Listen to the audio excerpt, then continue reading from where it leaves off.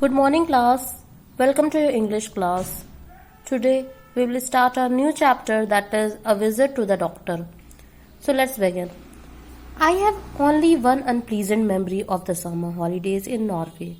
We were in my grandparents' house in Oslo, and my mother said to me, "We are going to the doctor this afternoon, and he wants to look at your nose and mouth." The writer have only one bad feeling he remembered of his summer holiday in Norway, a country in Europe. His family was at the residence of his grandparents in Oslo, and his mother said to him that they will be going to the doctor as doctor wants to see at his nose and mouth. I think I was 8 that time. What's wrong with my nose? What's wrong with my nose and mouth? I asked. He was 8 in age in that time, and he asked his mother, "Is there anything wrong with his nose and mouth?" "Nothing much," my mother said, "but I think you have got adenoids." His mother replied, "Nothing much of importance." She thought he got adenoids.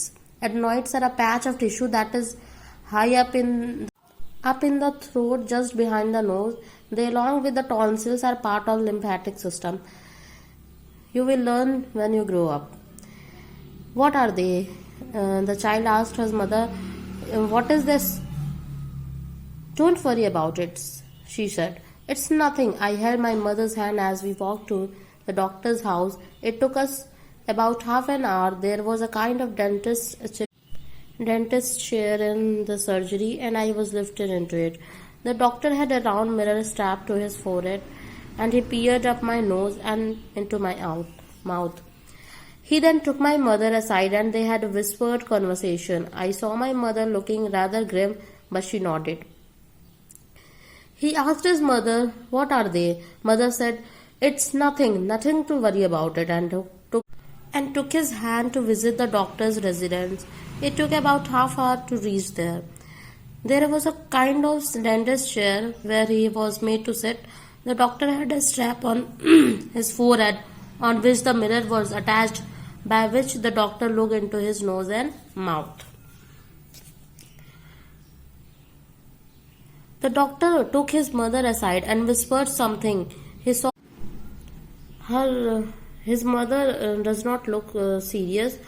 She said yes to the doctor by nodding her head.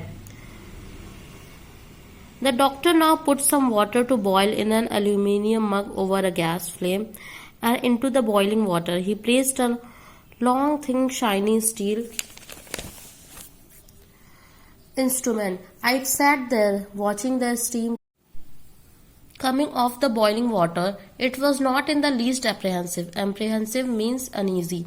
I was too young to realize that something out of the ordinary was going to happen. The doctor put some water in an aluminium mug over a flame, and he put a long, thin, shiny steel instrument into that. The writer was watching all that steam coming off the boiling water. The writer was feeling uneasy and can't realize that something specific is going to happen, not the ordinary one. Thank you, class. Tomorrow we will continue with second paragraph, page 9. Then a nurse dressed in white came in. So you better read the lesson, and then I will explain later on tomorrow. Thank you, class.